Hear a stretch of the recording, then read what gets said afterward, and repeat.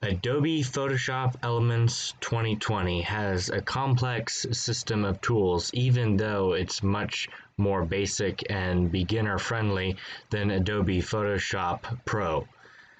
However, if you get to learn the tools inside, especially those along the bottom and right sidebars, you can quickly build up your expertise and edit photos in amazing ways.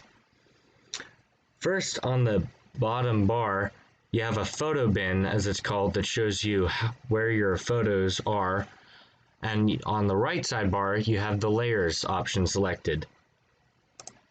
Next, then you have tool options. You have what's known as a perspective crop, and you can adjust the width and the height from here. And this is going to do unique things to your photo.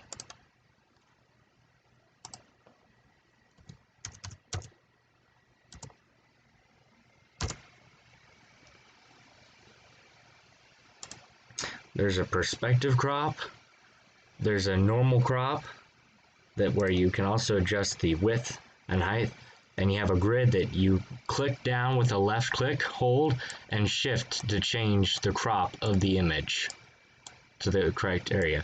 If the grid is too large or too small, you can adjust it by holding down left click and skewing the entire grid to get exactly where you want to in the image and bring it down on your subject.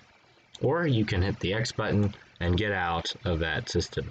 You can change the grid overlay so that there's no grid at all and just a solid box, or you can adjust the grid so that there are more boxes to give you a more specific crop.